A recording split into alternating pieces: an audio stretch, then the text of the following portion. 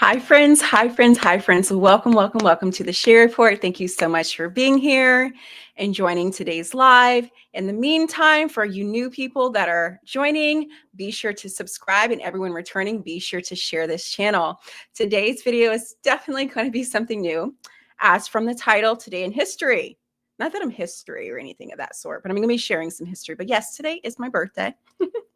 And I am not someone that typically celebrates my birthday at all. It's been years since I've just even felt enthused about it because it's like another day, getting older, all the things. So I'm not really celebrating or doing anything. But I thought using today to share some fun information and some historical events that happened. And not only it is my birthday, but my grandmother and I actually share the same birthday. So, which is quite very interesting. She is 81. I am not 81. So that is one little fun fact.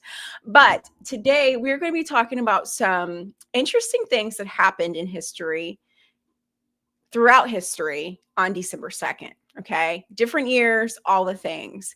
And for you all who are just joining, thank you so much for being here. Yes, the title of this video is Today in History, birthday edition. Yes, it is my birthday. Thank you very much to all those that said happy early, all the things. And today's also my grandmother's birthday. We share the same birthday. And we're going to be sharing some historical events throughout history. So I wanted to say that for all of those that are hopping on here.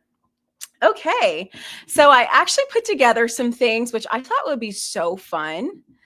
And I'm going to share my screen with you and we're going to go through them and talk about them. Okay. So these are going to be not only political things, this is a little departure from our typical, because I always talk politics. This is just a little departure because, we can't stay away from politics too long. But some fun things in there, a little political information, and just facts that you may have not known. Some of them I knew and some of them I didn't know. So, yes, I am going to roll on here. Thank you very much. All right, so we're going to roll on to this presentation. All right, so 1776, today in history, December 2nd. George Washington arrives at the banks of the Delaware. That's what we were told. Okay. So, you know how history be a wonderful thing. Leo Tolstoy had said, history be a wonderful thing if it were true. We don't know. I'm still doing some research and learning different things about all the history that we have been taught, because we've been taught one thing and find out that things are very different. But this is very interesting. 1776, George Washington arrives at the banks of the Delaware on December 2nd. Okay, so that is super fun. All right, so we're going to roll on to 1823, the Monroe Doctrine. Okay, named for the fifth president, James Monroe. I loved this one and researching this one, which you would know from his social studies class in school. If you were really into social studies and learning history and everything, this one was really, really, really interesting. So it's basically foreign policy initiative that the fifth president, James Monroe, had created along with the Secretary of State during that time. And I'm blanking, I think it's John Quincy Adams. I'm almost positive. But anyway, so they did all of this together. And basically during that time, Europe was wanting to encroach onto American soil and or Western territory, and the United States put together the Monroe Project and said, hey, no, we do not want you encroaching on any Western land that we have or anything in the Western civilization. Stay far, far, far away. Hence, later on, the Spanish-American War. There's a lot to talk about that. A lot to talk about that. Okay.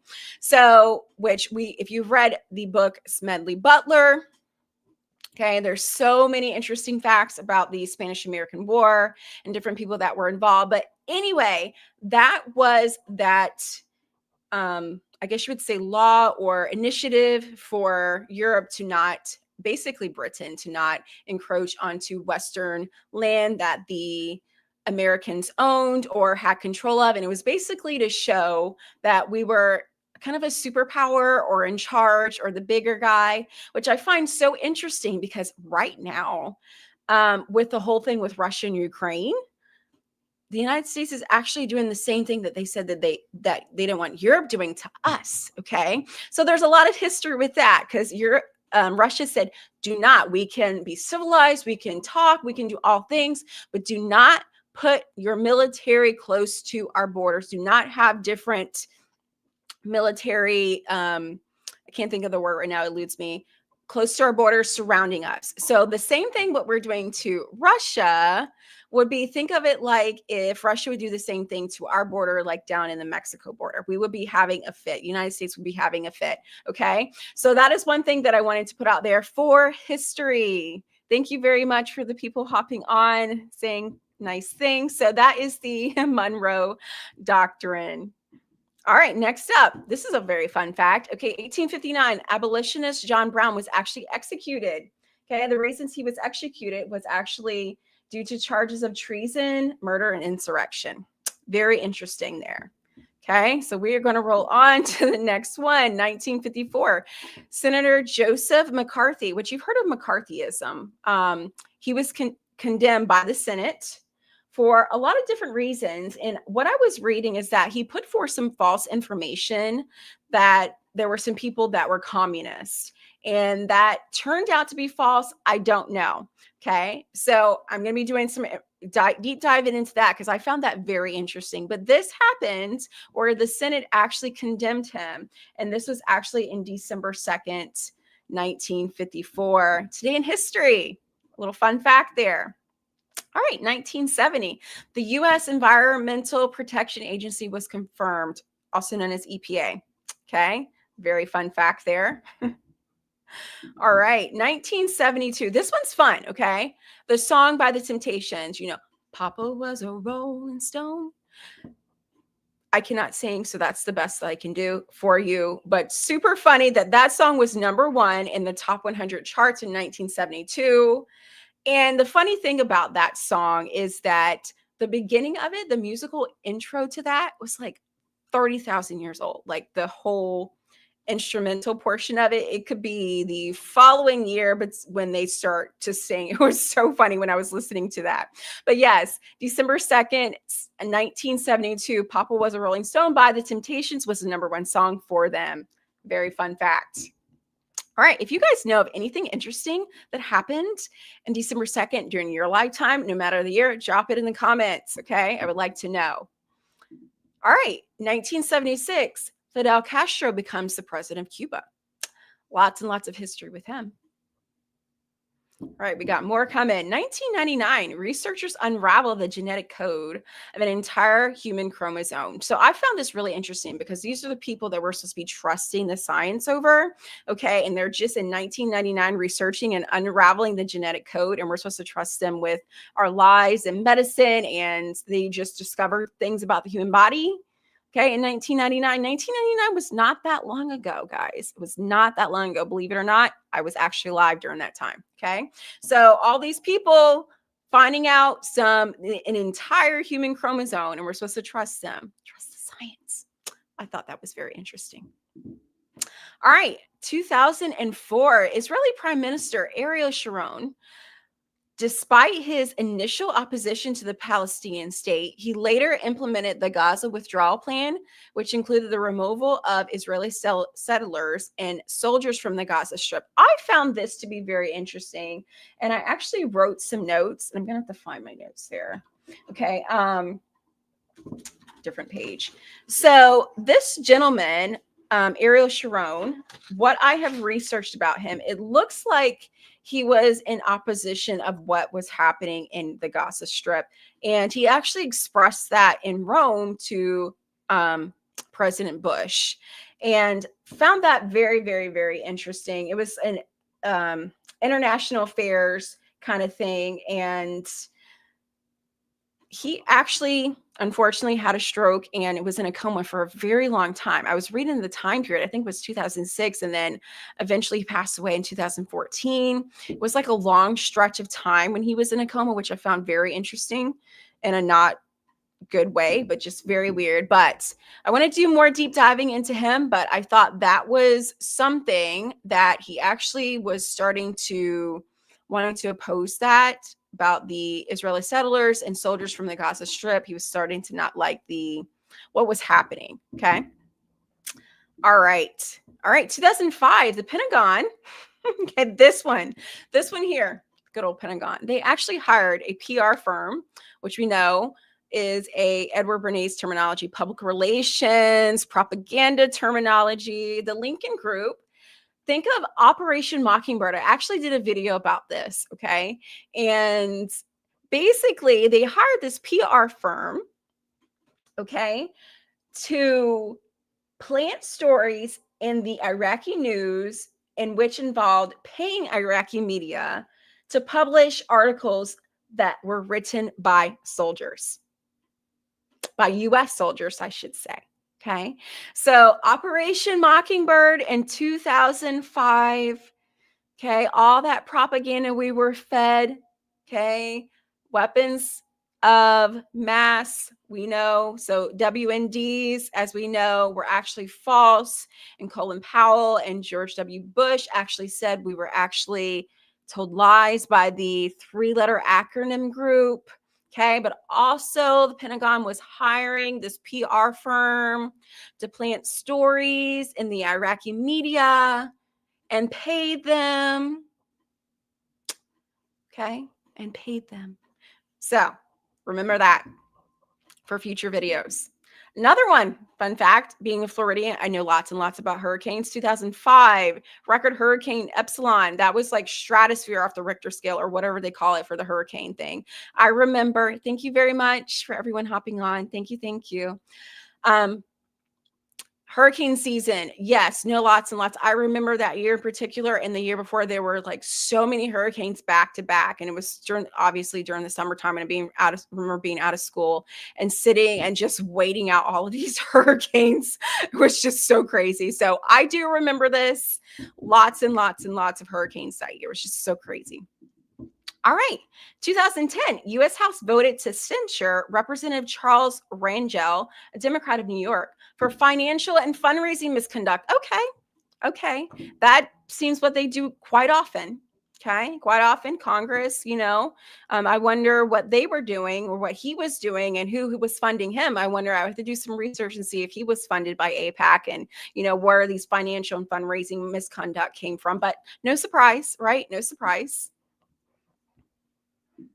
All right, 2020, we're down to our last two. All right, 2020, UK becomes the first Western nation to approve the C-19 poison dart, okay, which the one that they approved was actually the one that starts with the PF, has the F sound, okay? So yes, which doesn't surprise me either because they are now not one of the first, but one of a few with the digital ID. And I've actually learned something really recently about some things that they have for facial recognition. If you watched yesterday's video, you may remember me talking about us being desensitized and all these things in AI and robots. It's just getting worse and worse. London, it seems anything that's wicked and invading your privacy or anything of that sort, they just want to take to it. It's like their best friend, okay? And I don't know who would want to live there. I just don't know. Although I did recently see that Illinois was wanting to do some kind of digital license or ID or something of that sort. So I'm going to dive deep into that. But United States, we cannot escape it. It is coming. It is coming. Lots of evil things are coming. I can feel it in my soul. That's the reason why I have these videos, to educate us, keep us aware, to be aware of what we are up against, because I know for sure that something evil is on the rise. All right, 2020. Bill Barr stated that the Justice Department had not found any evidence of widespread voter fraud to change the 2020 presidential election. Very interesting. This is the same Barr, okay, that had some dealings with Epstein, okay? All right, he's the same one. And his father had lots of dealings with him too, or had lots of dealings with, I think it was Robert Maxwell. No, I beg your pardon. I'm sorry. Forgive me. Bill Barr's father had dealings with Epstein way back when he first got started. And Bill Barr's father actually wrote a very interesting book. Okay. Very, very interesting book. When I say interesting, it's a lot of sarcasm and cause of concern when I say interesting. But yes, this is the same Bill Barr and everything that some deals with Epstein. And yeah, so can we really trust anything that he says? I think not. Okay, so that is some things that were done in Today in History, December 2nd. Very interesting, like I had said, more that I could possibly share with you, but I thought those were super fun and a little departure from our typical video and everything. And then I wanted to throw this out here. Candace Owens, she has been revealing lots and lots of stuff left and right. And I say stand behind her and all of her investigative journalism and all of her hard work. Continue to pray for her. And one of the things that she had said, and I had said something very similar just a bit ago, but she had said that she feels like there's a war coming. Okay. And I know that to be a fact. I know that to be a fact, that there's something evil on the horizon and that they're manipulating our minds. When I say those who are in charge, okay, they're manipulating our minds to try to feed us propaganda and a certain way of thinking to get us against a nation, to eventually get us into World War III. Prior to getting us into World War III, they're going to be paving the way to a digital currency, to a lot of different wicked changes. I mean, horrible things that you cannot imagine. You cannot imagine. And I have been given the heads up. There are so many things, guys, that I want to share with you, friends, that I really want to share with you, but it is a lot. And I don't want to overwhelm you all. And I don't want to startle you all. And at the same time, I want to share this information. And I'm going to have to figure out a way to share it in our little way so that it makes sense and so that nothing gets shadow banned or anything of that sort. But there are a lot of evil things on the horizon. I mean, some evil things. And I don't think that we can escape it. We're not going to actually escape it at all. I know there's lots of people out there that believe that the rapture is going to take place. If you've seen my previous videos, I have a series of videos, and then I'm going to be continuing that eventually, talking more about that there is actually no secret rapture. Okay, that's going to be taking place. A lot of people use the secret rapture, or I should say the rapture, whatever. People's like, what about who says a secret? Okay, I've heard both. There is absolutely no rapture that's going to take place. All of God's people, all Christians have faced persecution, and we are no different because we're Americans. We are not exceptional by any means. And all of God's people are going to be facing something. And I mean, think about the Christians right now and other countries that are facing persecution. I mean, did the rapture come for them? No, the rapture did not come for them because there is absolutely no rapture. Like I had mentioned, all of God's people go through persecution. Even Jesus Christ himself went through persecution by his own. He came into his own and his own received him not, because he spoke truth and was speaking of wickedness and things to come.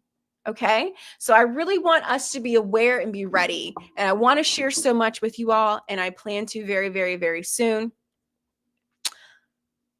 Very soon. But in the meantime, hold your head up, be strong, be aware, know what we're up against, and don't let them deceive you. Don't let the propaganda get to you. I actually have coworkers that I work with. When I was speaking earlier today about the Monroe Project or Monroe doctrine, and there's some people that I actually work with that they are so blinded by the corporate owned media that they actually want people unlived because they have been fed poison. They have been fed a lie. So they think, oh, this person needs to go. Because I heard them say that, and that they're doing this, and they have no idea about history. And a lot of these people could be my grandparents. Okay. And you would think that they would know. Me, myself, been on the earth a third of their life. Okay. Or a quarter of their life, or whatever it may be, if you do the math. And I know much more history than they do. Okay. And a lot of the stuff that had happened was during the time I was born.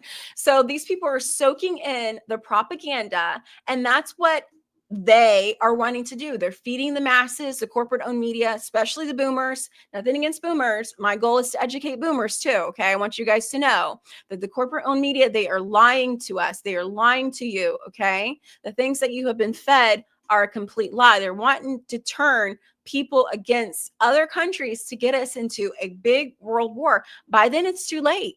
Okay. By then it'll be too late. So I know that was a lot. And again, thank you all so much for being here and for all the kind comments that you all put up here. I will see you all in another video very, very soon. Be sure in the meantime to like, share, subscribe, support my independent reporting and all the things. And thank you all so much for being here. And I will see you very, very soon. Thanks.